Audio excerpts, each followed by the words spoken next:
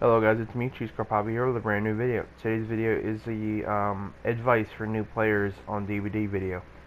And yeah, so basically I just want to, give it, you're new to the game, watch the video, I'll give you some advice, some starter advice. This isn't going to be like me, how to loop the killer 101. Like, no, nothing like that.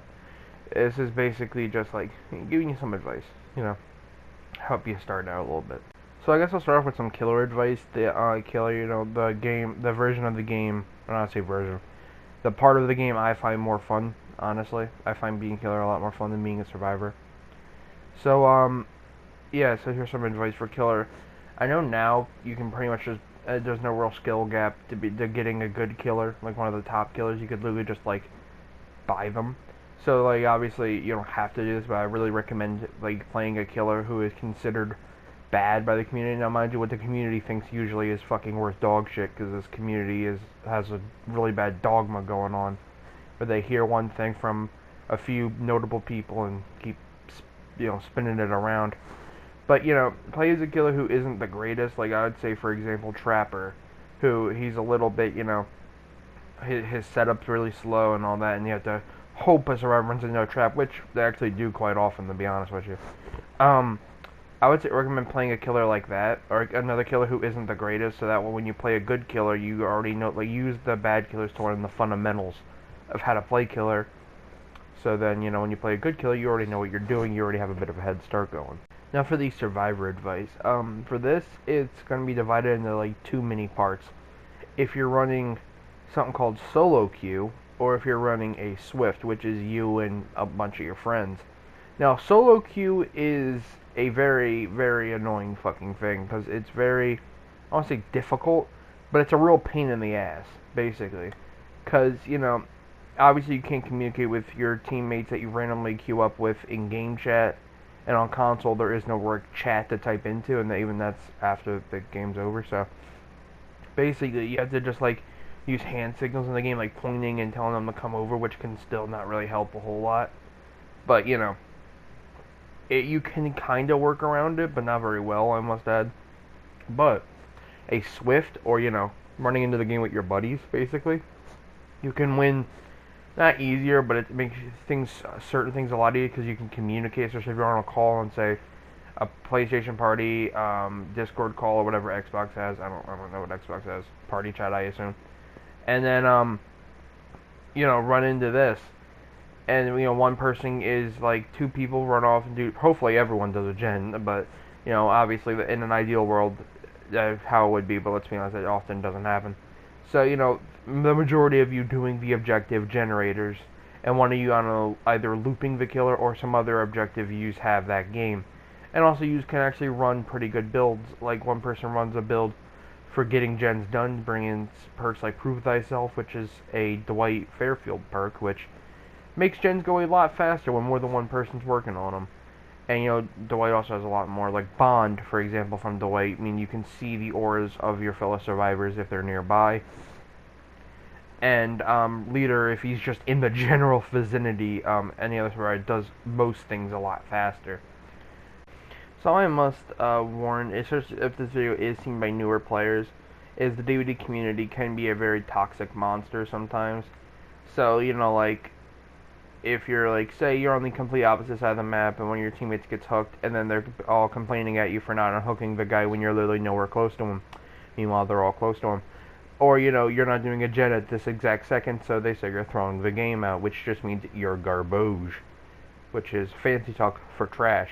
A piece of advice I would have for survivors is if you're running and there's these pallets around there that you can drop, as you've seen a couple, maybe roughly a minute ago, I dropped one trying to pick up a med kit. I would say don't drop it too early, because if the killer's, like, right behind you, then you can drop it on them to stun them, then they have to break it or go around it. And then, now that pallet's gone, you should really save it for when you're being chased. Although if you have to drop it to, like, gain a little bit of distance, I would say go for it. Although there is a pallet in the shack, the killer shack, that is very strong at, like, position, because then you have a lot of ins and outs of the shack that I would say save that toward the end, but if you have to, go ahead and drop it. Another piece of advice that I said in my dedicated DVD video is that DBD this is for killers and survivors, to be honest. The game is very grindy. It really is, to get iridescent shards that you can either use to buy cosmetics or more characters, and also to grind up for blood points, which is how you level up characters. The game can be quite grindy, even though there are offerings to make your blood points go up even faster. So yeah, it's a metric pain in the ass sometimes. But you know, now that the anniversary event, as of time of recording, is out, you can bring flans, which, by the way, I have no fucking idea what a flan is. And you know, you can make blood points accelerate really quick, especially when everyone in the game brings a flan. Then yeah, everyone can get blood points extremely quickly, and it's honestly kind of satisfying to see all of them pop up on the offering screen, to be honest. Alright, so some killer advice here. If you're going to be online discussing DBD, which good fucking luck with that one, I wouldn't bother with that, to be honest. But, and someone described a killer as M1, basically that just means all they can do is follow after the survivor and try and hit them. So, yeah, that's basically what M1 means, and also, after the game, your rank, you know, it goes up from gray or ashen, I believe it is called, and then to copper, then to silver, and then the gold, and then the red rank. Which red rank means you need to go take a shower. Speaking of showers, when your blood web it maxes out at level 50, and then in the center of the blood web you could be able to prestige a character, which resets everything on the character, takes all the perks, items, offerings away, so you can go through the blood web again. In exchange, you get a bloody piece of clothing that is really bloody, that you really just should have washed off before the trial, but I guess the entity doesn't pay for your shower bill. Back on topic at hand, your grade, once you do okay in a match, or even hopefully well, will progress and hit these little notches, which are called pips, which have been dubbed by the community. And once you hit a certain amount of them, depending on the grade you're currently on, you'll up in a grade, which will also make your matchmaking, hopefully, people on your level, but let's be honest, skill-based matchmaking and things like it have never been good. So, switching over to a little bit of killer etiquette here. So there's these terms that you'll hear as killer, you know, camping, tunneling, stuff like that. Basically, camping, when you hook a survivor, you just stand and look at them, and for the most of the community, this is a big no-no unless you're playing Leatherface or Bubble, because then it's okay. And there's another thing called tunneling, which is where you hook a survivor and then you fuck off somewhere else, or you're still in the vicinity, and then they get unhooked, and then you make a beeline for that survivor. Now, you might be thinking, but wait, doesn't it make sense to keep trying to kill the same person who's already been injured?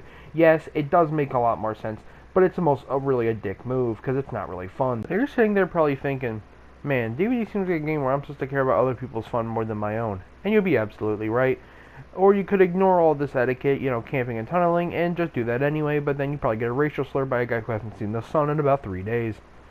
Anyway, guys, I think I'll just end the video here. These have been a few survivor and killer tips. You know, if you're a player of any kind of experience level, you know, comment down below any other advice you would have, or if you're a new player to the game and this mini guide helped you. Be sure to, you know, comment down below if it helped you, leave a like, and subscribe, or I will steal your kidney. Goodbye.